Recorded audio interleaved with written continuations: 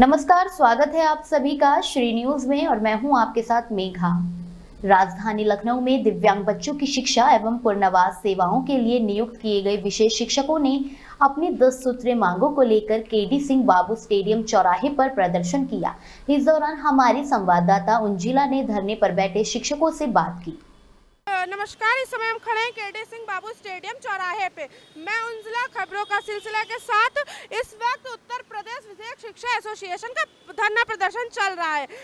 9 तारीख का सबसे बड़ा और विशाल धरना प्रदर्शन है। हम लोगों से जानेंगे किस मांगों के लेकर धरना प्रदर्शन है। दिव्यांग शिक्षकों को पढ़ाने के लिए धरना प्रदर्शन चल रहा है। क्या बड़ी मांगे हैं जो इस वजह से धरना प्रदर्शन हो रहा है? जी, मैं अनुज कुमार शुक्ला उत्तर प्रदेश विशेष शिक्षक एसोसिएशन का प्रांतीय अध्यक्ष हूँ। हमारी जो मूल मांगे हैं 10 सूत्रीय मांग पत्र के सापेक्ष आज मैं यहाँ पर हम लोग धरना पर बैठे हुए हैं। उसमें सबसे पहले हमारी मांग है कि जो समग्र शिक्षा अभियान में विशेष शिक्षक कार्य कर रहे हैं, विगत 20 वर्षों से लगभग 20 वर्षों से काम कर रहे हैं, तो उनको पूर्ण नियमित शिक्षक बनाया जाए, क्योंकि ये शिक्षक पात्रता की समस्त योग्यताओं को पूरा करते हैं, कोई वैधानिक अड़चन नहीं है। इसके पश्चात जब तक इसमें विलम्ब हो रहा है हम इनको नियमित करने में, तब तक रिजवी समिति की जो संस्तुतियां हैं उनके सापेक्ष हम लोगों को मानदेय भुगतान किया जाए और उसके पश्चात कम से कम 12 माह का मानदेय हम लोगों को भुगतान किया जाए और नवीनीकरण की प्रक्रिया जो है इसको समाप्त कर दिया जाए। और विशेष शिक्षक जो हमारे हैं सुदूर जनपदों में काम कर रहे हैं, इनको इनके मूल जनपद में तैनाती दी जाए ताकि अपने परिवार का ठीक से संचालन कर सकें। इसके पश्चात मोबाइल जो है हैंडसेट समर्थ ऐप पर काम करने के लिए ये सरकार का कमिटमेंट है। उसके पश्चात भी हमसे मोबाइल एप्लीकेशन पर काम लिया जा रहा है, लेकिन मोबाइल हैंडसेट नहीं दिया जा रहा है। मेरा सरकार से यह भी आग्रह है कि हमको पहले संसाधन उपलब्ध कराएं, उसके पश्चात हमसे आप ये काम लीजिए। और इसके साथ साथ में सेवा प्रदाता के माध्यम से हमारे विशेष शिक्षक नियुक्त हैं, उनको सेवा प्रदाता कंपनी जो है वो भी शोषण कर रही है और जो हमारे प्राधिकारी हैं वो भी उनका शोषण कर रहे हैं। मैं गवर्नमेंट से ये मांग करता हूं कि सेवा प्रदाता सिस्टम बंद किया जाए। सेवा प्रदाता के माध्यम से जो नियुक्त अध्यापक हैं इनको विभागीय संविदा में समाहित किया जाए। ऐसा करके हमारी 10 सूत्रीय मांगे हैं, इनको लेकर के आज हम यहाँ एकत्रित हुए हैं। कौन सी सूत्रित मांगे हैं? 10 सूत्रीय मांगे हैं जिनको मैंने आपको क्रमशः बताया है और मैं आपको प्रश्न नोट भी दे रहा हूं। इसमें वो मांगे वर्णित हैं, जो मांग पत्र में वर्णित है वही प्रश्न नोट में भी वर्णित है। प्रश्न नोट में भी वर्णित है। तो अभी तक के क्या कितने दिन से धरना, आज ही धरना की और भी आगे करने की सोचा है? देखिए, ये अभी सांकेतिक ध्यानाकर्षण के लिए हमारा आज का धरना है और मेरा ये मानना है कि माननीय मुख्यमंत्री जी इसका संदर्भ अवश्य लेंगे और अगर मुख्यमंत्री जी इसका संदर्भ नहीं लेते हैं तो हम फिर हमारे राज्य कर्मचारी संयुक्त परिषद के प्रांतीय महामंत्री जी बैठे हुए हैं, इनके मार्गदर्शन में आगे कोई बड़े आंदोलन की तरफ जाएंगे। महामंत्री जी बैठे हैं, अगर ये धरना आज सफल हो गया तो इस पर तो ठीक है, सफल हो गया ये अच्छी बात। अगर नहीं सफल होता है इस पर आगे आपकी क्या प्रतिक्रिया है? अपने भरण पोषण, अपने पारिवारिक बच्चों के भरण पोषण के लिए इस समाज में जो विशेष टाइप के बच्चे हैं, विकलांग बच्चे हैं, उनके शिक्षण और प्रशिक्षण की बात करने के लिए बैठे हैं। 20 साल से ये सड़क पर हैं, संघर्ष कर रहे हैं। कई बार सरकार के स्तर पर इनकी बैठक भी हुई, उस पर कुछ निर्णय हुए, उन निर्णयों का कंप्लायंस नहीं हो पा रहा। सबसे पहली मांग ये है कि इनको पूर्णकालिक राज्य का दर्जा देते हुए इनको समायोजित कर लिया जाए। जब तक ये व्यवस्था पूरी नहीं हो जाती तब तक इनको उनके कर्मचारियों की भांति इनको शिक्षण का कार्य करने के लिए इनको पैसा दिया जाए। कुछ ऐसे ऑनलाइन इनसे काम कराए जाते हैं जिसके लिए मोबाइल दिया जाए, उसका डेटा दिया जाए, उसका सिम दिया जाए और कम से कम जो 400-400, 500-500 किलोमीटर दूरस्थ पड़े हुए हैं मानदेय की व्यवस्था के बावजूद, उनको इनके जो ऐच्छिक जनपद हैं वहाँ स्थानांतरण कर लिया जाए। ये कुछ ऐसी आधारभूत मांगे हैं जिनको लेकर ये लोग अपने आंदोलन पर हैं। अभी पिछले महीने उन्होंने दिल्ली में भी बड़ा प्रदर्शन किया था, आज इनका अगले ये प्रदर्शन है। आगे इनका कार्यक्रम जो भी होगा उसमें राज्य कर्मचारी संयुक्त परिषद इनके साथ रहेगा। जहाँ तक ये इनकी संख्या की बात है तो लगभग 2500 इनके प्रदेश में संख्या है। मैं राज्य कर्मचारी संयुक्त परिषद के पदाधिकारी होने के नाते मैं सरकार से आगाह करता हूँ कि इनकी बातों को समझें, नहीं तो प्रदेश के जो 10 लाख 12 लाख कर्मचारी हैं सब इनके साथ खड़े होंगे और इनकी मांगों को सरकार को मानना पड़ेगा। दिल्ली में जो प्रदर्शन किया था तो उसमें क्या हुआ, उसका क्या हुआ? चूँकि इनकी जो परियोजना है उसमें कुछ भारत सरकार का अंश होता है, कुछ उत्तर प्रदेश सरकार का अंश होता है। उत्तर प्रदेश सरकार कह देती है कि आप भारत सरकार जाइए, इसलिए पहले लोग भारत सरकार में जाकर अपनी मांग रख के तब उत्तर प्रदेश सरकार को आगाह करने आए। बिल्कुल आगाह करें। हम लेडीज से जानने की कोशिश करेंगे, जो बच्चों को पढ़ाने में चुनौतियां आती हैं उस पर आप कैसे सफल रहती हैं? सफलता मिलती क्या है, हम लोग बड़ी मुश्किल, पहली बात तो सफलता मिलती क्या है, उसमें इतनी मुश्किल से हम लोग को आना जाना होता है, उनके घर भी जाना होता है। तो हाँ, हम लोग को घर भी जाना होता है और बहुत काफ़ी इंटीरियर अंदर हैं और उनके पेरेंट्स वगैरह घर में माहौल नहीं वैसा हम लोगों को मिलता है, तो बहुत ही समस्याओं का सामना करना पड़ता है हमको इसके लिए। और घर में भी ऐसे ऐसे लोगों से मिलना होता है उनके कि बैठने की जगह भी नहीं है, इतना मतलब घर भी बहुत बहुत बहुत, बहुत। जी जी मैम, आपने पूछा जैसे कि बच्चों पे चुनौतियों को कैसे हम सफलता प्राप्त करते हैं। जहाँ तक सफलता की बात है, हम लोग सफल तो अवश्य हों, लेकिन जो विभाग की जो रूपरेखा, जो हम लोगों को कार्य जिन हालातों में कार्य करना पड़ रहा है, जो योजना उन्होंने कार्य योजना बनाई है हमारे कार्य करने की, वो बहुत ही चुनौतीपूर्ण है, या कहें अन्यायपूर्ण है, या गलत है, विसंगति है उसमें कि एक ब्लॉक में 3 स्पेशल एजुकेटर और हर दिव्यांगता के बच्चों को पढ़ाना और कहाँ से संभव है।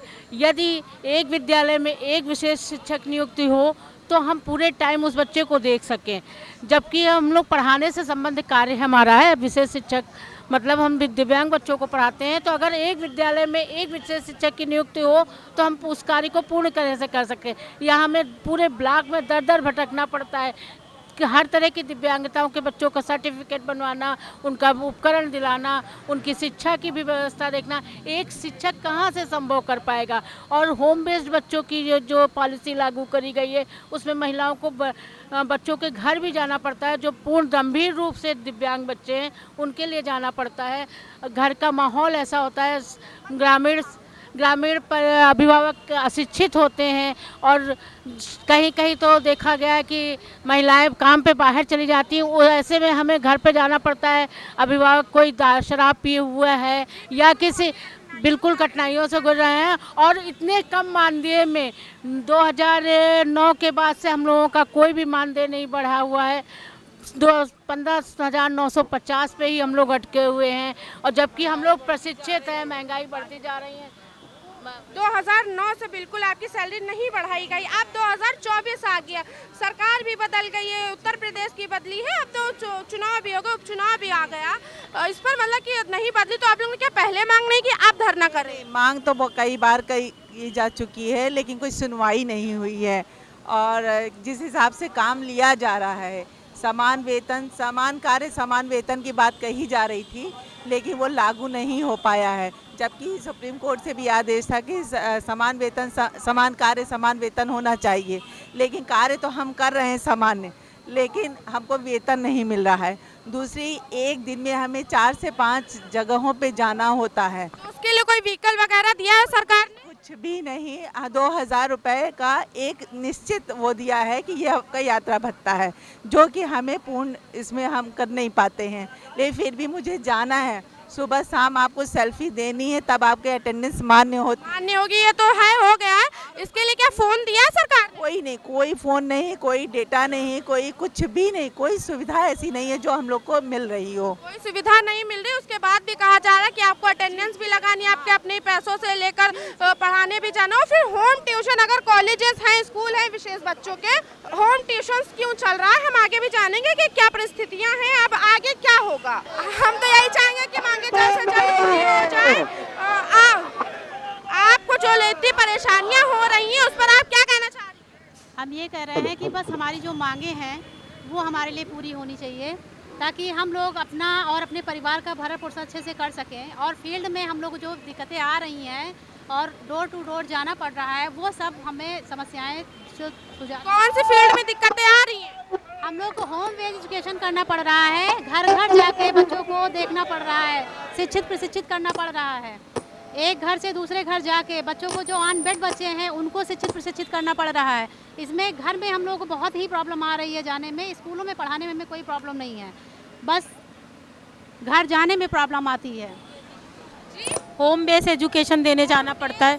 होम बेस एजुकेशन बच्चों को, जो पैरालाइज बच्चे हैं, उन्हें घर पे 5 बच्चे हर एक को चिन्हित करने होते हैं, और उन्हें पढ़ाने जाने में हम लोगों को बहुत दिक्कत आती है। कभी कभी जैसे दिक्कतें ये आती है, कभी कभी होता क्या है कि हमारे यहाँ वहाँ पे जो उनकी माएँ होती हैं वो वर्किंग में चली जाती, किसी के घर काम करने। जेंट्स पर्सन मिलते हैं, कभी वो किस सिचुएशन में है, कैसे है, क्या है, तो हम लोगों को बहुत दिक्कत का, कभी बच्चा निगेट भी पड़ा रहता है, कपड़े पहने हैं नहीं पहने, क्योंकि लैट्रिन बाथरूम कंट्रोल नहीं होता है। और तो उसे जाके उसको पहले उसको कवर अप करना, फिर उसके साथ काम करना, ये सब चीज़ें थोड़ा सा ऑड, हाँ बहुत सारी दिक्कत। सेफ्टी को लेकर जरूर हम कहना चाहेंगे, जहां इतनी योगी सरकार कहती है कि सेफ्टी सेफ्टी सेफ्टी, शिक्षकों के लिए भी सेफ्टी जरूरी होनी चाहिए। कभी कभी तो गार्जियन सपोर्ट भी नहीं करते, हम लोग इसलिए करते हैं, वो लोग बोलते हैं कि हमारा बच्चा न समझता है न सुनता है, आप इसको क्या शिक्षा दे देंगी, सरकार इसको क्या शिक्षा दे देगा, ये सब फजूल का नाटक आप लोगों। हम लोगों ने सब कुछ कहते हैं, लेकिन गार्जियन नहीं समझते ना, गार्जियन अनपढ़ होते, वो उनको ये समझ में नहीं आती, कहते मैं खुद नहीं पढ़, मेरे बच्चे को आप क्या पढ़ा देंगी, इतने में आप क्या सुविधा दे देंगी, एक दिन में हमारे बच्चे को आप कौन सा PhD करवा दे रही, कौन सा MA करवा, ऐसे गार्जियन। हाँ, अरे हम लोग जाते हैं जब भी मतलब मौका, क्योंकि हम लोग का यही काम नहीं रहता, होम बेस्ड भी रहता है, बाकी फील्ड में भी रहता है, स्कूल में भी रहता है, और हम लोग को ट्राई साइकिल वगैरह का जब ये मेजरमेंट कैंप होता है उसको भी हम लोगों को जो है कैंप में लगाना पड़ता है, वहाँ पे भी बच्चों को गार्जियन को बुलाना पड़ता है, तो बहुत सारे काम रहते, कोई यही एक काम नहीं रहता कि हम लोगों का होम बेस्ड ही केवल काम है, बहुत सारे फील्ड में काम होते हैं। रेगुलर नहीं हम लोग काम करते हैं कि एक बच्चे पे या 10 बच्चे जैसे सामान्य शिक्षक करते हैं कि क्लासरूम में बैठ के काम करा जाए, ऐसा हम लोगों का काम नहीं है। ब्लॉक में केवल 3 स्पेशल एजुकेटर हैं, तो इतने सारे दिव्यांग बच्चे ब्लॉक में होते हैं, तो कैसे पॉसिबल है कि उनकी शिक्षा दी जाए। उनका दिव्यांग बच्चों का सर्टिफिकेट बनाना है, दिव्यांग बच्चों को उपकरण दिलाने हैं, होम बेस्ड बच्चे जो ऐसे होते हैं जो पूर्णतः गंभीर रूप से होते हैं, उनके घर में जाकर के हमें उनको 15 दिन में, हफ्ते भर में जाकर के उनको भी देखना रहता है, जो कि पूर्णतः निरर्थक कार्य है। एक दिन में कुछ भी संभव इन बच्चों के लिए नहीं हो सकता है, तो इस तरह की चुनौतियों का सामना हमें करना पड़ता है। दिव्यांग को बच्चों को पढ़ाया ही जाता, वहीं जो लेखपाल दिव्यांग है उनकी तो अलग ही मांग है, बड़ी मुश्किल से वो पढ़ पाते हैं, फिर पेपर क्वालिफाई कर पाते हैं, फिर सरकार उनको भर्ती नहीं करती है। लगातार इसी पर मैंने एक खबर बनाई थी, जो लेखपाल भर्ती हैं उनकी तो पढ़ा, उन्होंने पेपर क्वालिफाई किया, उनसे सब हो गया, मगर उनको नियुक्ति नहीं दी जा रही। वो लगातार 6 महीने से 1 साल होने को है, दिसंबर में 1 साल हो जाएगा उनको लगातार धरने पे बैठे हुए। ये सरकार की बहुत बड़ी कहीं ना कहीं गलती है कि अगर जो पढ़ रहे हैं, जो दिव्यांग पढ़ भी रहे हैं, जो टीचर्स उन्हें पढ़ा भी रहे हैं, उनकी कहीं ना कहीं मांगे पूरी करनी चाहिए। हमारा तो यही कहना है कि मांगे पूरी करनी चाहिए। मैं उंजला, श्री न्यूज़, लखनऊ।